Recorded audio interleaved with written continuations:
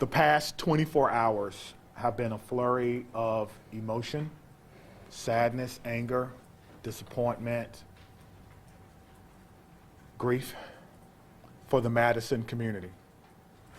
We're brought together by a tragedy, and today 3 families woke up this morning to a world without a loved one. And that can never be outdone. In the midst of this tragedy, our community has come together in an incredible demonstration of support from Madison and indeed the state of Wisconsin and our nation. I cannot express enough gratitude to the many emergency response agencies who provided direct support to the Madison Police Department. We could not be standing here today without the men and women of law enforcement, specifically the Madison Fire Department, surrounding EMS agencies, Dane County Sheriff's Office, Monona PD, Oregon PD, the University of Wisconsin Police Department, the ATF, the FBI, Fitchburg Police Department, and Cottage Grove. A special thank you from me to all of these agencies. Thank you so much. These agencies and many others responded to the scene and/or took calls for service within the city of Madison to allow us to focus on this tragic incident. Student reunification with their loved ones could not have happened as swiftly as it did without the assistance of SSM Health Dean Medical Clinic, as well as the Quick Trip. Additionally, many people worked well into the night and supported local restaurants and community who came together and provided food and other logistical support for our team.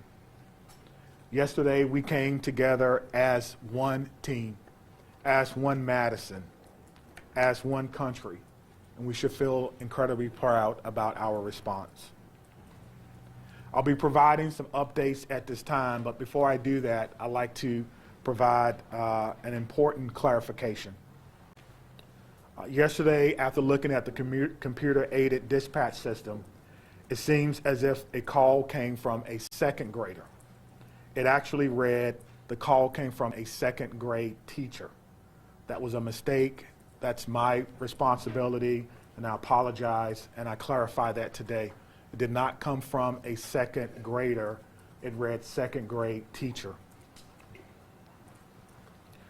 I will also be providing several investigative updates from the 8 p.m. briefing from last night. The Madison Police Department is committed to transparency and will continue to release information that can be used to improve public safety. This must be balanced against our commitment to the victims of this horrific crime and the need to do a thorough and complete investigation. As a result, I recognize many of you may have questions that I cannot answer at this time. I ask for you to keep the victims in your mind and respect their right to a thorough investigation. I also will not be taking questions at the conclusion of this press conference, but your pre-submitted questions serve as the basis for updates that we're providing for you this afternoon. If your question is not answered, it is due to an ongoing investigation. Okay. We know a document has been widely shared on social media. At this time, we cannot verify its authenticity. We have detectives working today to determine where this document originated and who actually shared it online. At this time, we cannot verify the document. We ask that you not share the document or spread any information that may be false. Our department will provide an update on this document when we can. There are always signs of a school shooting before it occurred. Some of you have reached out about Rupnow's social media activity prior to yesterday's shooting. We're looking into her online activity. We're asking anyone who knew her or who may have insights into her feelings leading up to yesterday to please contact the Madison Area Crime Stoppers. Again, anyone who may have known her or or knew what she was feeling or going through at that time, please direct those inquiries to Madison Area Crime Stoppers. That number is 608-266-6014 or at P3 Tips. P3 Tips. We will not be releasing specifics about these social media accounts at this time. Identifying a motive is our top priority, but at this time, it appears that the motive was a combination of factors. Again, we cannot share that information at this time because we do not want to jeopardize the investigation and those who are currently cooperating with us. All patient status remain unchanged. The 911 calls are the record of the 911 Communications Center, and their standing operating procedure is not to release documents in open and active investigations. Again, we are working to authenticate the documents that you see online that some are referring to as a manifesto. And as soon as we do that, we will let you know. Now, the process for doing that is looking at original documents that may have been taken from the suspect's home, looking at information that may be on laptops or on computer to determine if this document originated from our suspect. Any disciplinary records would be under the purview of the school. Some of you have asked whether or not she was troubled or whether or not she was troubled at school. We do not have those records. We are not the proprietor of those. On the question of bullying, we're talking to students to understand whether bullying was one of those multiple factors that I mentioned earlier. Some have asked if people were specifically targeted. Everyone was targeted in this incident, and everyone was put in equal danger. Today, numerous MMSD schools were targeted by false threats, often known as swatting. We're working closely with the Madison Metropolitan School District to determine where these originated and to investigate this call. We do not believe that there are any current threats to any Madison area schools, and will continue to investigate these calls and any threats of violence as they come in. Let me be clear on this point. Making false threats is a crime, and we are working with the district attorneys to prosecute these crimes as information is gathered. And if we have to do that, we certainly will. I encourage all parents, all family members to talk to your loved ones about this. We will determine where they originated. We'll use federal partners if we have to and levy those charges as well. As we continue to investigate what happened yesterday, we're keeping the victims and their families in the front of our minds. We want to thank the countless people and organizations who've reached out to support them, as well as the Dane County Victim Witness Unit and the Dane County Emergency Management, who provided direct support to the families.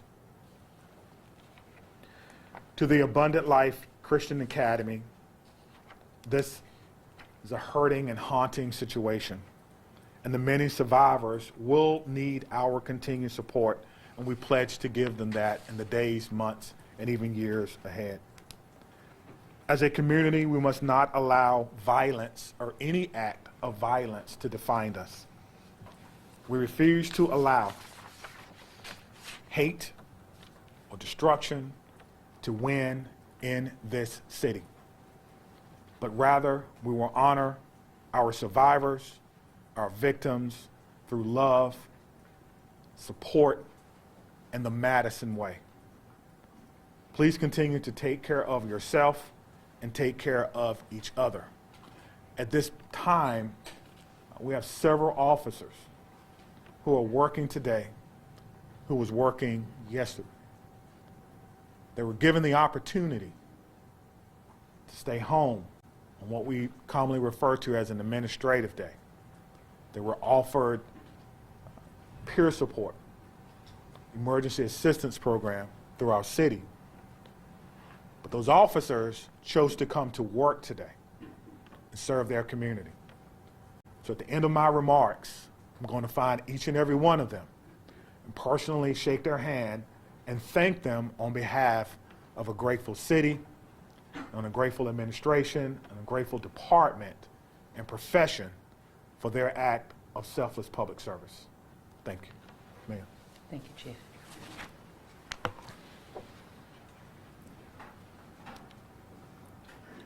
I want to start where the Chief ended, which is just asking everyone in this room and within the sound of my voice to take a minute. It's been an incredibly difficult 24+ hours at this point in time. We're all human, including each and every one of you in the media who is covering this really tragic event. Please remember that you're human and take care of yourselves. We all need to do that. Drink water, take a moment, access whatever mental health resources you need, because that's our job now, is to take care of ourselves so we can take care of each other and our community. Yesterday, the Madison community experienced a terrible and traumatic event. If there's any positive in it, it's that the educators at Abundant Life, our local law enforcement and first responders, and our community partners were prepared to respond. They acted without hesitation to protect our children, and I'm grateful and humbled by their actions. It's a day that I hoped never would come to our city, but like so many other communities, here we are. We will never be the same, but we will get through this together. I want to ask again that everyone, please respect the privacy of the victims, their families, and those in the Abundant Life community. Right now, our full focus is on caring for those impacted. First and foremost, the victims and their families, the Abundant Life students and educators, our first responders, the students and educators across the city who woke up this morning and went into a school building not knowing if they would come home tonight. The incredible bravery of that act. I think all of our students and educators are feeling scared and vulnerable right now. We are also trying to care for our whole community, because I believe we are all fearful and grieving and impacted. The City of Madison is working closely with Dane County, with community partners, with state and federal government resources to provide support and counseling to all those affected. I want to direct folks to a new city resource website that's available at cityofmadison.com/resources, which includes trauma-informed community resources, updates, community mental health resources, and information about vigils, other public events, and where folks can donate to support the Abundant Life families in our community. I want to highlight two things that are also on that website, and once again, that website is cityofmadison.com/resources. If you wish to support the families, the request is that come in the form of financial support through a site set up by the United Way of Dane County. You can visit unitedwaydanecounty.org, or you can text HELP for ALCS to 40403. Again, that's HELP numeral 4 ALCS to 40403. The community is also invited to a vigil tonight by the Vel Phillips statue at the Capitol at 6 p.m. Again, that's at the Capitol building by the Vel Phillips statue at 6 p.m. I would ask that everyone, and particularly the folks in this room, please avoid spreading misinformation, particularly via social media.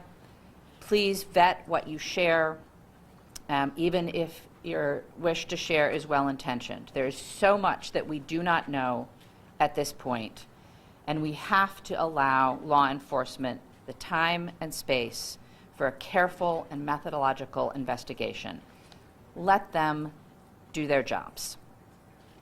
And above all, please respect the victims, respect the families, respect the school community, particularly on social media.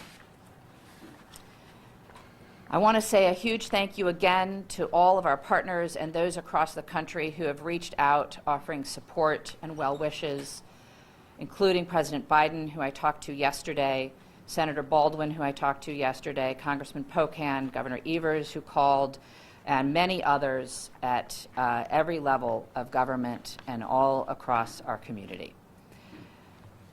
I want to thank most particularly our first responders and everyone who mobilized yesterday to help. Certainly Madison Police Department and the many law enforcement agencies that were mobilized, the Madison Fire Department, the Sheriff, the State Patrol, the FBI, the ATF. I want to thank our hospitals that cared for the victims and the medical staff there. I want to thank Dane County, in particular, Emergency Management and the Victim Services Unit. They have been incredible. I want to thank SSM Health and the Dean Clinic.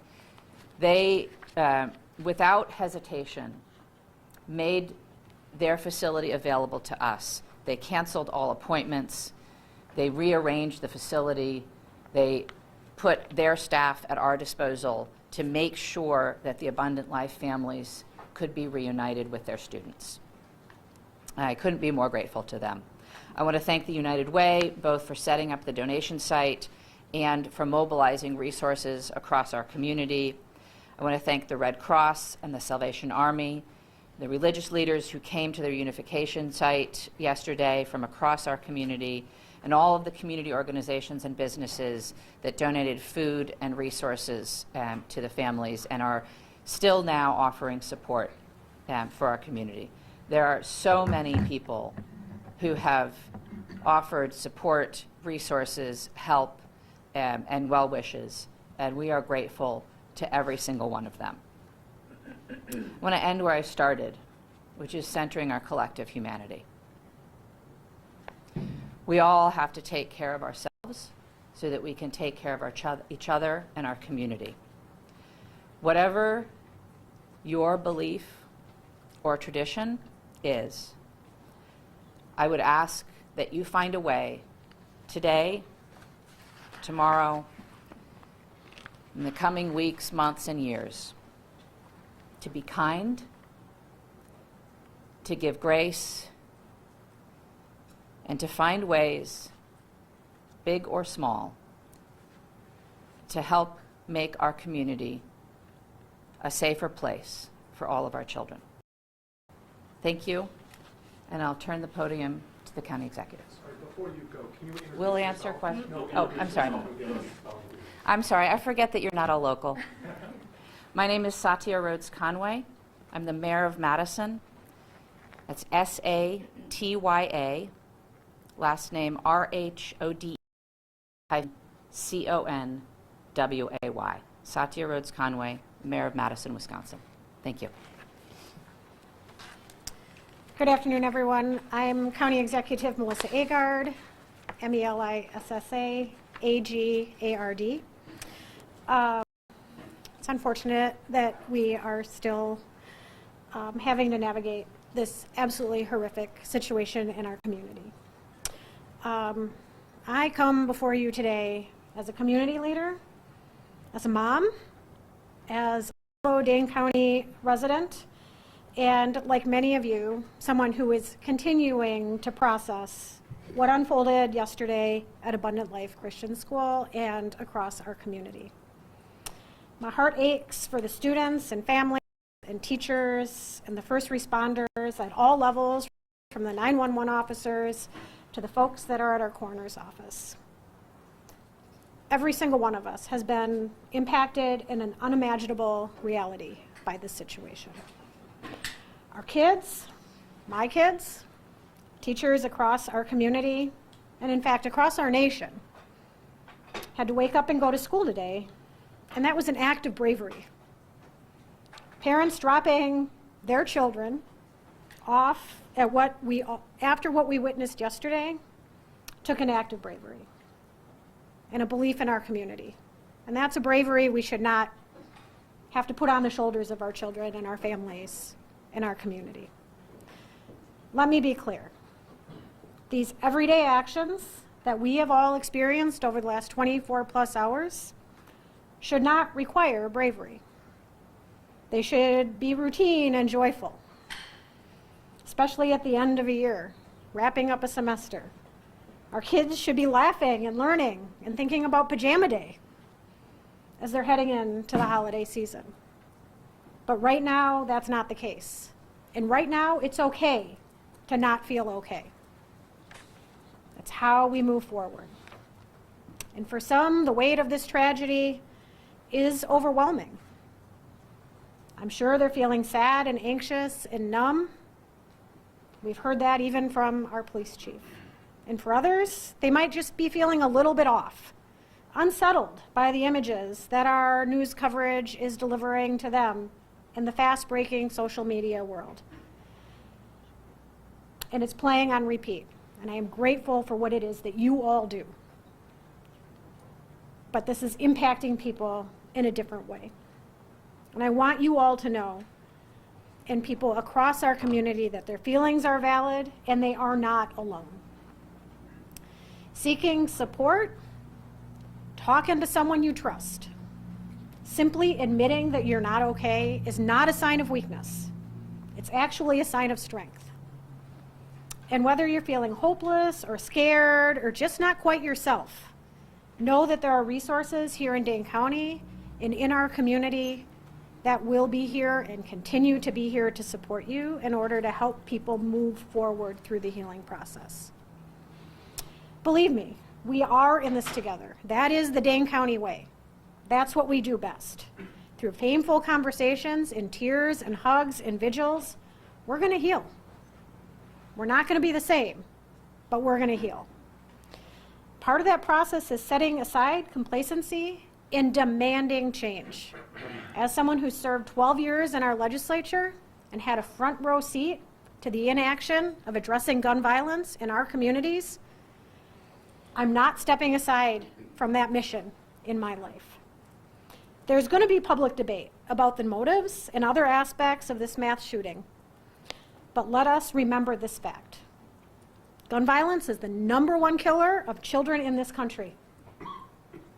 That's a legacy we cannot accept. We cannot accept that. Part of the reason I feel so pained by this tragedy is that mass shootings feel like something that's ominous and hovering, and we're all wondering where and when the next one is going to occur. And guess what?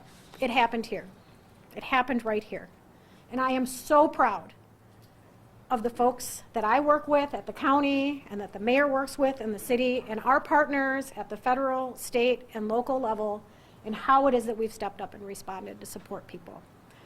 Could we do better? Could we do different? I am sure. But did we do well? I am proud of the work that has been done in this community over the last 24 hours. And I assure you all today that we are going to continue to work like hell to stop future tragedies and to support our community that has been harmed by these actions. And for anyone that's out there listening, anywhere in this amazing world that we live, whether you're grieving or you're scared or you're angry or you're unsure or you're curious, take care of yourself, take care of the people who you love and whose lives you touch. Talk to someone, anyone. If you're not comfortable calling a number, there is someone in your life you can reach out to. No one is alone through this. We are strong in Dane County, and together we're going to get through this. And I know that there are questions that we all want answers to. And I am hopeful that we will have those answers sooner then longer. But please give us the time to do this right so that we can learn how to prevent this from happening in the future and support those that have been most impacted in our community. We are doing everything in our power at all levels in a collaborative way to prevent this type of pain from ever happening again in our community. Can I assure that? No, but we are going to work as best as we can to that end. So thank you to each of you for carrying these stories, for taking care of yourselves, and for delivering these messages to the people in our community that just want one more piece of information. Thank you for being here. Thank you. All right. The county executive and I will take some questions. We obviously cannot answer questions about the investigation, but happy to take others, and we'll turn to Dylan. Sure. Lucas from the State Journal.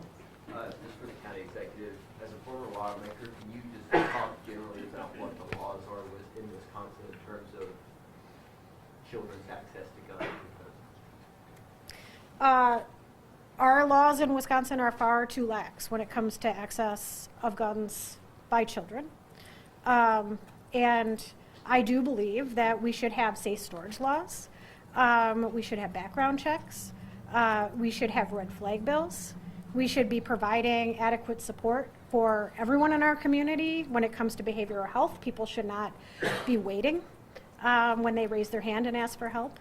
And there should not be stigma surrounding people who are asking for that help. Our schools should be adequately funded. Our Department of Justice has an Office of School Safety. They don't have enough resources, and that is on the legislature.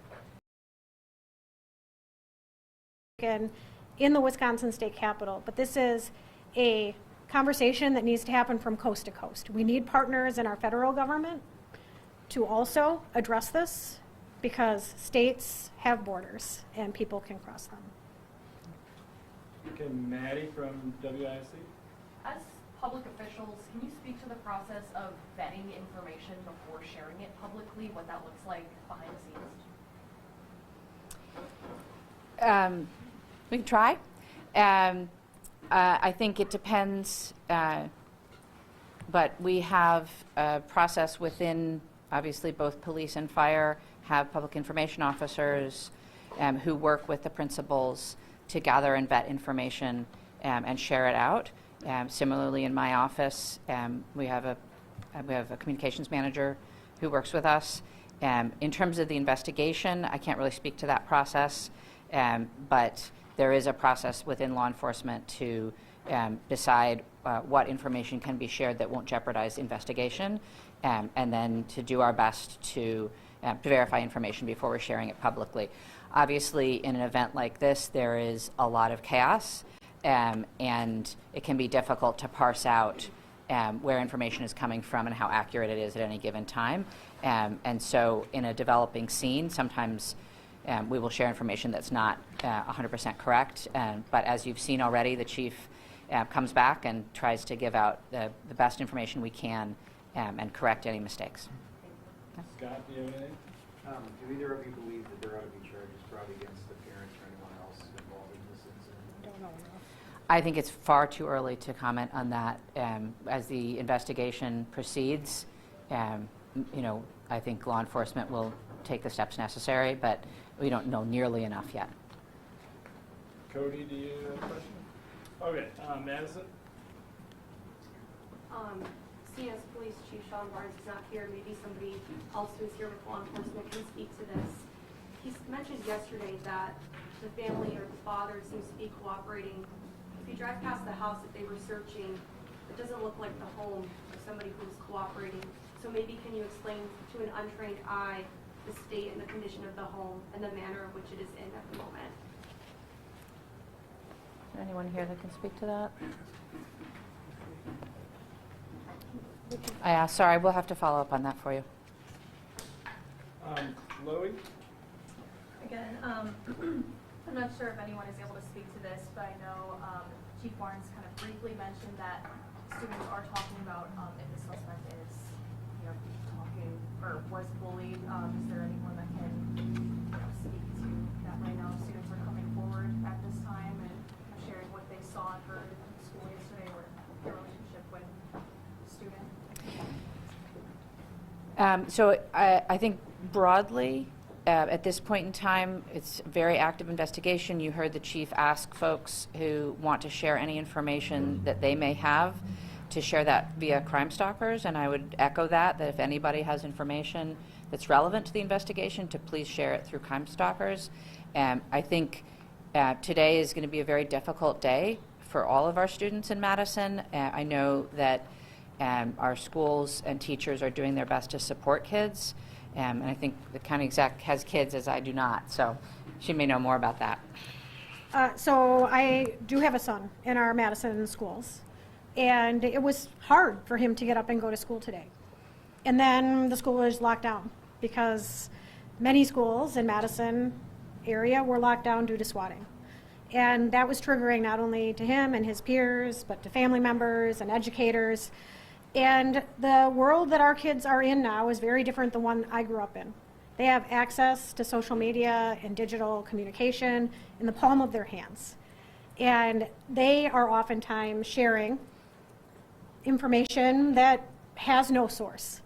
It is our jobs as adults and as folks on the front lines to remind them that nothing is valid that they are sharing at this point in time, but to be there as they continue to process this.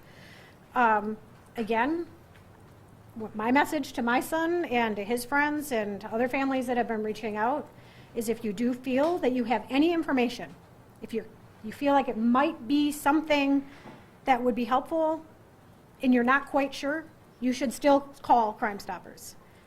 The smallest piece of information could be the last piece of information that we need.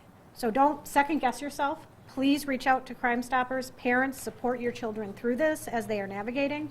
It is a very confusing path for them, and my kids seem to know more than I do right now as this is going on because of the fact that that digital device is in their hands. And we need to help them know that they should be putting that down and slowing their worlds down as we're navigating our way through this. Thank you. Shalai from WORT. I'm sure you've been on the phone continuously and have made hundreds of calls. Could you talk about any conversations you've had with other MMSD or other schools in the area? Yeah, I can speak to that. I have been in touch with the superintendent, and my staff have been in touch with his staff. I mean, initially, it was just making sure that everybody had all the same information, and some strategizing collectively about how to make sure that MMSD schools were safe. You know, as the time goes on, you have seen this already, I'm sure, that MMSD is sharing information out with their families about how to support kids. They've shared information out with their faculty and staff about how to support kids going forward. That is something that we will continue to talk about, is how we can support, again, the students who I'm sure are confused, afraid, worried, the parents feeling the same, and of course our educators. That is part of the work going forward. I do also want to just recognize that there are schools, obviously, in our community that are not part of the Madison Metropolitan School District, and we are reaching out to them as well and making sure that they are supported and have the same level of resources. And that support is coming definitely from the state, but also from the county and the city, and will come more as we go forward. Do you want to add anything? Cameron from WMTV. Mayor, yesterday when you guys briefed us, you told us that, staff and students immediately left the building, some about the cars, some about coats, all those things. So could you guys tell us what the status of the building is, and if there is the timeline in place for people to return back? I don't have all of those details, but what I can tell you is that yesterday there was a process of folks leaving the building and then obviously being reunited with their families. The building is a crime scene and will be under investigation for some time to come now. But obviously the police department will work with the school and the leadership at the school to do what they can to make sure that people have access to things that they need. All right, James from WISM. Yeah, my question is for law enforcement and/or DOJ. Yesterday it was said, and I want to quote this, there are almost always observable behaviors before something like this happens. And I see Trish nodding her head. Can you share what observable behaviors specifically we see as this investigation unfolds from the suspect in this case? So I think, again, Let's just, I want to address, because we did receive your question. I'm going to get in front of the microphones. As we mentioned earlier, any questions we can answer about the investigation, we answered in our updates. So we cannot take any more follow-up questions about the investigation. Yeah. Are the observable behaviors in the social media accounts? That was not something that I submitted. so again, it's an ongoing investigation. MPD will share information that they can as they can, but we're not able to speak to the investigation at this point in time. All right, Anna from WPR. Yeah, hi. Can you speak to the decision to keep MMSD and other Dane County school districts open today and whether that's going to change in light of the folks' calls and the You know, we don't Yeah. have anyone from the school district here. Yeah. Sorry. Sorry, it's a question for the school district. I can tell you that there are many families that chose not to send their children to school today. It didn't feel like a day that they could go to school and learn. That was a highly personal decision that individual families made. I honor local control. I honor our local governments and our school boards and our superintendents. And they are navigating this best as they can for their communities. All right, David from the Journal Sentinel. Hey, thanks for taking my question. Wanted to ask about a timeline or any further information you give on the victims of this incident and kind of if there's any timeline for that might be. I'm not aware of a timeline at this point in time. Thank you. All right, Ian from CBS News.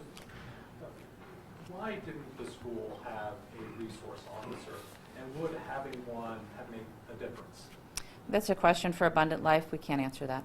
With having resource officers, I'm told that Boston doesn't have resource officers in their schools. This is something that would be... So again, that's a decision that's made by the individual schools and school districts, so it's not something that we can speak to. Brianna? Two questions, if I may. One, police chief made a correction saying that it was actually a second grade teacher who made that 911 call. Have officials been in touch with that teacher? Is there anything you can share about who the teacher is? There's nothing we can share at this point in time. And then, are you able to speak to the general protocols about bullying? How does the school monitor bullying? Do they have protocols in place to monitor how that happens? Again, we don't represent Abundant Life, and so we're not able to answer questions for the school. All right, Shaq? Is anyone from Abundant Life able to speak, or She just had it. Okay. I'm sorry. Just making sure. Okay, we got to wrap it up here, so we'll go. Well, Mayor Conley, are you able to just say, I mean, right now we know the victims as students and teachers, nothing more. Can you just speak a little bit more to that? I understand you're trying to respect their privacy, but can you speak a little bit more to the personality? Were they engaged in sports? Were they beloved by the community? I'm sorry, we can't share anything more at this time, and it's Rhodes Conway. Oh, excuse me. We really can't share that. Okay, so Adam from CBS 58. Sure. So it's been 27 hours now. Why can't we share the identities of the victims? It is my first priority, and I believe the priority of many of us here, to respect their privacy and their timeline. These are folks that have been deeply impacted by trauma and are grieving. And frankly, I think it should be up to them whether and if they want to share any personal identifying information with anyone at all. But it's not up to me. It's a law enforcement decision. And so when law enforcement feels like that's appropriate, they will share that information. The shooter was named yesterday. Do you know why the victims were not named? No, that's a law enforcement decision. He unfortunately walked out the door, too. Do you know when we'll be able to talk to him? I don't. Adding off that question, I mean, we've been sitting here for the last 27 hours, as Adam mentioned. Why would you guys not have the proper people in place to answer some of these questions? You guys, including the fire chief, have sat here and tried to say that you want to dispel rumors on social media. You want to make sure that you're giving factual information. We're asking questions that have been circulating on social media, including rumors about the victims. Why not provide clarification and actually have people here to answer those questions to set the record straight? I don't know how many times I can say this. We will share good, factual information when we can. None of you is obliged to stay here. you're free to leave. You don't have to be sitting in this room if you don't want to. We will share information when we can. It's very important that that information be as factual as possible. All right, I'm going to say this and then we're done. It is absolutely none of y'all's business who was harmed in this incident. Please have some human decency and respect for the people who lost loved ones or were injured themselves or whose children were injured. Just have some human decency, folks. Leave them alone. Let them grieve. Let them recover. Let them heal. Don't feed off their pain. We'll share what we can when we can, and not before that. Thank you.